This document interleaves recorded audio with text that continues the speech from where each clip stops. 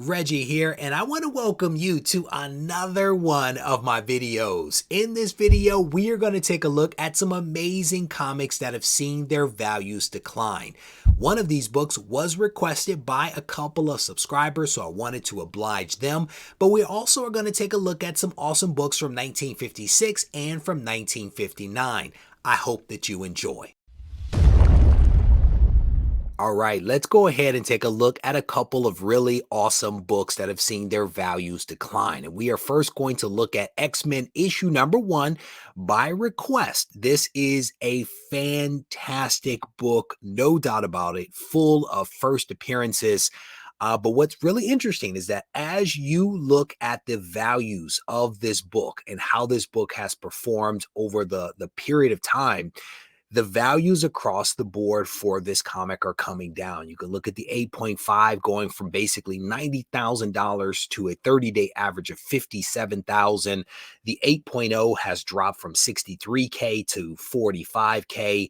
7.0 has dropped. The 6.5 has remained somewhat stable at roughly $30,000 for the 90-day 30-day, and technically for the 1 year. That's been pretty stable right there, but we do see a little bit of a fall off in the 6.0. There's a decline in the 5.5, et cetera, et cetera. But I actually want to take a look at the 5.5 specifically. There are a healthy number of copies of this book on the census with 209 copies. 92 of them have traded hands, and you can see that the fair market value for this comic, according to Go Collect, is $15,000. So let's go ahead and take a look at this one and see what we see as we drill into some of the data. I'm going to enlarge this so that you all can see it a little bit better. And again, on the left-hand side, you can see how this is kind of playing out just using the chart that is there. But this book in December sold for $15,600. And if we back up, we can see that in November, the book was going for $17,000. There is no October data. The other most recent data is June, which is a little ways off. But if we look at the chart down here, we can see those sales at $15,600, and then a couple of sales in November at 17, and then again back several months ago back at $19,000. But if we just do the simple math from where this book was in November, which is 17, to where it is now in December, that is a $1,400 decline, or about 8%, which is not a substantial amount of money. I mean, you don't want to see any negatives, but 8% is not terrible versus what we've seen in other videos and other books that we've looked at. But if we back up, let's see how this book has performed over time. There is actually no January data for this book, but we do have a sale in February of 2022. The book then was going for basically $32,000 for a 5.5 of X-Men issue number 1. And as we just saw, the most recent price for this book is $15,600. That is a $16,400 decline over the course of the year. That is a substantial decline in this book. Right now, that is a 51% decline on the year, 8% roughly on the quarter, 51% over the course of the year. And if you back up, this book back in January of 2021 was going for $12,000. You're not that far off from where we are in December. A few more $1,000 and this book will be basically back where it was in January of 2021. But again, if you happen to have bought this book earlier this year, that is a substantial fall off. It looks like the high water mark is basically 32,500. So the book was roughly, again, it's a healthy amount of money as you look from March 2021 at 32,500 to where it is or was in February of 2022, basically 32. Again, that's just interesting data. That's one of the great things about being able to look at some of this historical data, is that it gives you a tremendous amount of perspective as to how this book is performing. Roughly 6,000 total copies on the census here. But let's back up. Want to take a look at one additional book here, specifically for X-Men. Let's drill down and look at the 2.5. And again, you see declines in values as you go to the 5.0, as you look at the 3.0, And then the 2.5, again, there's a healthy number of copies of this book on the census, 381 with 156 changing hands. And let's go ahead and click on this one and see what we see as we drill into some of this data for the 2.5 of X-Men issue number 1. Going to make this a little bit larger. We can see here in December that this book sold for $6,750. And if we back up, we should have October data. October, this book sold for $8,338. And if we again fast forward and do the simple math from October to December over the course of the quarter, the book dropped $1,500, $1,588, or about 19% for the 2.5. And if we back up to the beginning of the year, in January, this book was selling for $9,700. And the simple math on that one is roughly $3,000. We're looking at about a $3,000 decline over the course of the year, or about 30%. So the 5.5 has lost 51% of its value over the course of the year, and the 2.5 has lost 30% of its value. Again, fantastic book, right? I think that that's one of the important things that we revisit, is that this is not a terrible book. And if you own the book, it's a great book to have. If you don't have the book, the big question is now the time to snag this book, based upon the declines that we have seen over the course of the year, and the fact that these books are getting closer to maybe where they were historically. Let's back up. If we look at historical for the 2.5, this book, what is it? 2020, $5,700 is where it was. Yeah, so we're not terribly far off of that. We're not terribly far off of that. In September of 2020, basically $4,700 is where it was back then. So it'll be interesting to see if this book gets that close to where it was historically. There's still a lot of excitement out there for the X-Men and their anticipated arrival into the MCU. So you just never know how this stuff is going to play out. So the next book that I wanted to look at is I think it's a fantastic book. There is no doubt about that. This is a fantastic book.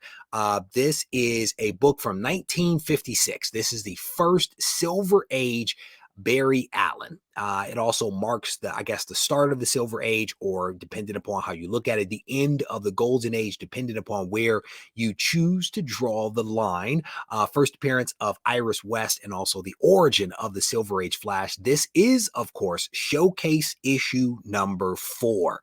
And one of the challenges with books of this age, as I go down, let me move this over, as I go down the list here, is that we don't get a whole lot of data, right? We don't get a whole lot of data with these books, because there are not a lot of them on the census, and the people that own them want to keep them. And so you do not see them necessarily trading hands as often as some other books that might be out there. And so it makes it a little hard to really determine how these books are performing. But we do have one sale. We do have one sale of a book within the last 30 days that may give us some insight. And we are talking about the 1.5. There are 27 copies of this book on the census, 14 sales.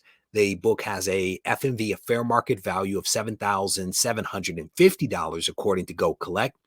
And you can see how the book is performing as you go from the 1 year to the 90 to the 30 day. There is definitely a decline there. And so let's go ahead and click on this. And let's take a look at how this one is performing. If we look at the most recent sale in December, specifically December 17th, this book sold for $5,700. $5,700 is what it sold for. And if we back up again, not a whole lot of sales. Actually, let me go here. What we saw is that there is a sale. There was a sale on eBay that is not showing up in this graph. It is not represented in this graph, but I went and I did some additional research on Terapeak on eBay and found out that this book that was offered up as a best offer for $10,700 actually sold for $10,577. So we have some slightly updated data here. And if we do the math on this book from September minus where it is right now, we're looking at a decline of $4,877, $4,877 decline from September to December, which is about a 46% fall off. And you can see here the high water mark for this book that is showing up in the data because this was a sale that went straight through, right? So this is a heritage auction sale. Many back in April, the book sold for $12,000. $12,000 even for a showcase for 1.5. And again, if you do the math on this, the book has fallen $6,300 from its high water mark in April of 2022 to where it presently sits in December. That is a 53% decline, 53% decline basically over the course of this year. And again, that's just using April as the watermark. Also because there were no other sales in 2022. There have only basically been three. There was, again, the December, the September, the April, and then prior to that, it was going back to 2019. Again, these books change hands, but not the way that we see with newer books, where they trade hands tremendously over the course of a month, even. So again, a healthy fall off in this book, and in just the illustration that, and honestly, no book is immune. This is a book from 1956, a fantastic book that I know a lot of people would love to have in their collection. This book too has seen a decline in its value. And I want to go ahead and look at an additional book here, and we're gonna stick with the theme, if you will, of DC, and also technically a Flash. So let's look at another Flash book. This one is Flash issue number 110. This is the first appearance of Wally West and also Kid Flash, also the origin of Kid Flash. So let's go ahead and take a look at this one. And let me back up first before we go into this. So as you look here again, this book is from 1959. As I go down the list here, you're seeing not a whole lot of data here when we look at the 30-day data, right? Not a whole lot in the way of how this book is actually performing. Again, not a ton of copies of this book on the census, only 633 total. But we do have some data specifically for the 8.0. So that is what we're going to look at. And so as I click on this and drill down, it is very easy to see from this graph what is actually happening with Flash issue number 110. In December, this book sold for $3,000. In December, it sold for $3,000. And if we back up, September, the book sold for $4,800. That is a decline of about $1,800, or 38% over the course of the quarter. And if we, again, no one wants to see this happen, but again, no book buying, I shouldn't say that. Many books are being impacted by what is actually happening in the larger economy. And certainly DC books, certainly older books, are also being affected. Not every single book is down, but many books are, no doubt about it. But if we backtrack here just a little bit, you can see that this book is not terribly far off from where it was in 2017. In 2017, it was roughly $2,600. And if we fast forward to December 2022, this book is $3,000. And let's look at how it's going on the actual data: 3,000, 4,800, 4,000. If we back all the way up to 2017, again, we are seeing 2,600 in 2016, 1,500, 2015, $2,000, 2013, $1,400. So again, I don't know if we're ever going to see those values again, but we definitely do see this book kind of returning to maybe a baseline, maybe a pre-pandemic baseline. I'll allow others to decide whether they believe that or not. But to some degree, as we kind of wrap up here, we looked at several books.